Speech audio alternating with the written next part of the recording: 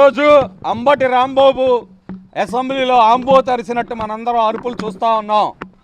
ఇవాళ ఒకటే మ్యాండేట్ ప్రజలు ఇచ్చారు. ఎక్కడ దిక్కులేని స్థితిలో ఇవాళ గుంటూరు జిల్లాలో, ఉమ్మడి గుంటూరు జిల్లాలో పల్నాడులో అడుగుపెట్టని స్థితిలో ఇవాళ రాంబాబు, ఆంబోతు రాంబాబు ఉన్న సంగతి మనందరం చూసాం. అరే రాంబాబు, నీకొక్కటే చెబుతా ఉన్నావు, నువ్వు అసెంబ్లీలో మా అమ్మ లాంటి అమ్మని నువ్వు విమర్శించిన చరిత్ర మర్చిపోతావారా? నువ్వు ఆంబోతులాగా, ఒక ఎదవలాగా, ఎదవర్నారులో ఎదవలాగా నిన్ను ప్రజలు పోలవరం, మరి పట్టిసీమ, పులిచింతల చూడమని పంపిస్తే అసెంబ్లీకి నువ్వు చూసింది సుకన్యాని. గంట అరగంట అని చెప్పి ఆ సుకన్యాతో ఆడుకోవటమే నీకు పట్టిన దరిద్రంరా. ఇవాళ నీ వైసీపీ ప్రభుత్వం కూడా గంట అరగంట కాలతో మునిగిపోయి ఇవాళ ఎలాంటి పరిస్థితులు ఉన్నాయో ఆంధ్రప్రదేశ్ రాష్ట్రంలో మనందరం చూసాం. ఒకటే గుర్తుపెట్టుకో రాంబాబు, నువ్వు ఇంకొకసారి గనక మా నాయకుల్ని ఎవరినైనా విమర్శిస్తే నీ పుచ్చ పగలగొట్టి, పళ్ళు రాలగొట్టి నీ ఇంటి ముందు వేస్తామని కూడా ఈ సందర్భంగా హెచ్చరిస్తా ఉన్నాం.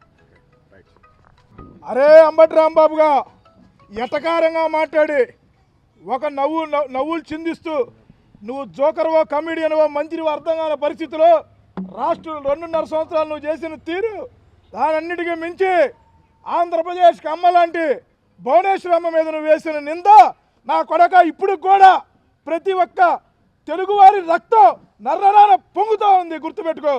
ఇంకొకసారి నువ్వు నీ పరిస్థితి మార్చుకోకుండా లోకేష్ గారిని కానీ, చంద్రబాబు నాయుడు గారిని కానీ, పవన్ కళ్యాణ్ గారిని కానీ, మా తెలుగుదేశం పార్టీ ఏ నాయకుడినైనా, ఏ కార్యకర్తనైనా విమర్శిస్తే నా కొడక గుడ్డ రోడ్డు తీసి నన్ను రోడ్డు మీద కొట్టుకుంటూ చేసిపోతావు అని చెప్పి నీ ఇంటి ముందు నుంచి సవాల్ చేస్తున్నావు. గుర్తుపెట్టుకో రాంబాబు, ఏం చేశావు నువ్వు?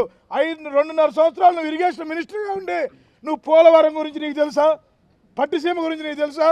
నీకు తెలిసింది ఒకటే, ఈ వైసీపీ క్యాబినెట్లో తెలిసింది ఒకటే, సంజన, సుకన్య, అరగంట, గోరంట్ల మాధవ్, ఇవి మీరు చేసింది. ఇంకొక మంత్రి మీ వైఎస్ఆర్ కాంగ్రెస్ పార్టీకి రోజులు చెల్లించారు. మీ పాలన చూసి ప్రజలు 164 సీట్లతో తెలుగుదేశం పార్టీకి మ్యాండేట్ ఇచ్చారు. గుర్తుపెట్టుకోండి, మీరు ఎవరైనా సరే వైసీపీ నాయకులందరికీ ఒకటే వార్నింగ్ ఇస్తా ఉన్నాం. ఒళ్ళు దగ్గర పెట్టుకొని మాట్లాడండి నా కొడకల్లారా. గుర్తుపెట్టుకోండి, ఒక్కొక్కడిని పోయిస్తా. ఎవరైనా ఎక్కువ తక్కువ మాట్లాడితే నడి రోడ్డు మీద బట్టలోడు తీసి కొట్టుకుంటూ తెచ్చిపోదని చెప్పి తెలియజేస్తా ఉన్నాం. ఒకటే గుర్తుపెట్టుకుని ఏదైనా ఉంటే రాజకీయంగా విమర్శలు చేయాలి, కానీ మీరు ఇట్లా వ్యక్తిగత విమర్శలు చేసి ప్రతి తెలుగు వాడి రక్తం మరిగేలా చేశారు. దానికి ప్రతిఫలం మొన్న చూశారు మీరు. గుర్తుపెట్టుకోండి, పరిస్థితులు ఇంకనైనా మార్చుకోకపోతే నా కొడకలారా మీరు రోడ్ల మీద రాలేదని చెప్పి తెలియజేస్తా ఉన్నాం.